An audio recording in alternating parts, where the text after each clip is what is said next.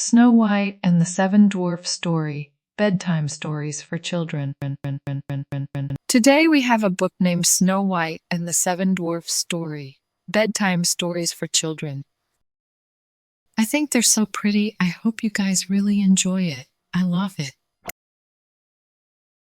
Please give this video a like if you enjoy it, and don't forget to subscribe for more stories. Thank you, reading. So, here we go. Snow White and the Seven Dwarfs story is the story of Snow White, a beautiful young girl who had never known love, and the seven dwarfs, Doc, Grumpy, Happy, Sleepy, Bashful, Sneezy, and Dopey. This is one of the most famous stories to read for kids, Snow White and the Seven Dwarfs story. Snow White and her prince lived happily in their castle, but ever since she'd left the dwarfs' cottage, she tried to visit them as much as she could. One spring day, she paid a visit, planning a very special surprise.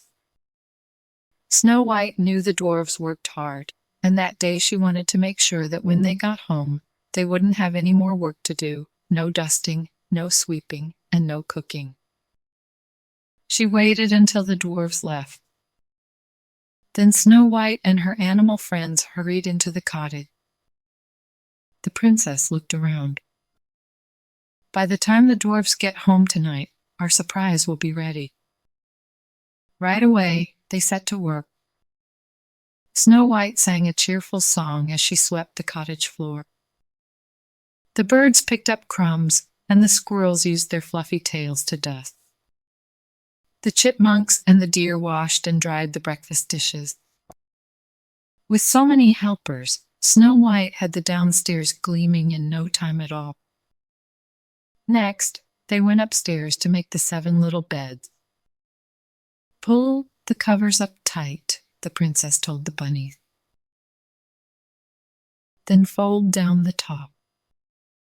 There, it's perfect. You did a wonderful job." Soon, the cottage was all tidy, and Snow White headed outside. She knew that the dwarves would be hungry after their long day. Luckily, the blueberry bushes were full of ripe fruit.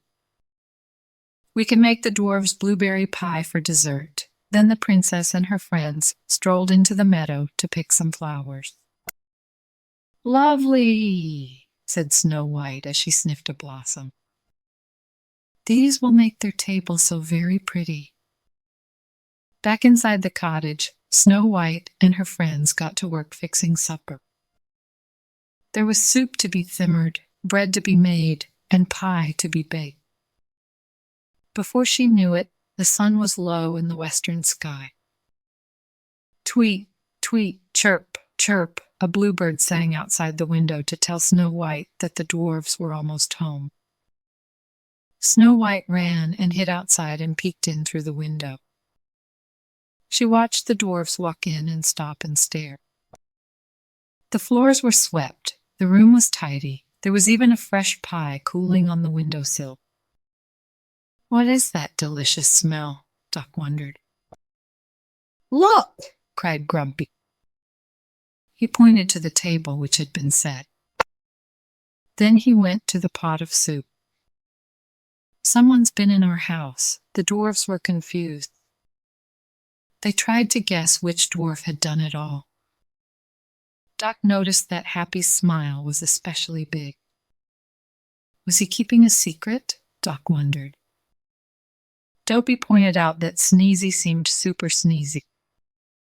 Was it because he had dusted and swept the cottage? Snow White giggled and listened outside the window. "They'll never guess that we did it," she whispered to her animal friend. And when the dwarves began to eat the pie, Snow White quietly headed home. Inside the cottage, Bashful had one more guess. Whoever was behind the surprise would have to be one tired dwarf, and who seemed the sleepiest. Why, Sleepy, of course. The truth was Sleepy wasn't the only one. After a long work day, and with their tummies pleasantly full, all 7 dwarves were ready to go to bed. And so They made their way upstairs, where they found one last treat. 7 neatly made beds and 7 perfectly fluffed pillows. The dwarves had one thought as they drifted off to sleep. They had to tell Snow White about this wonderful surprise the next time they saw her. The end.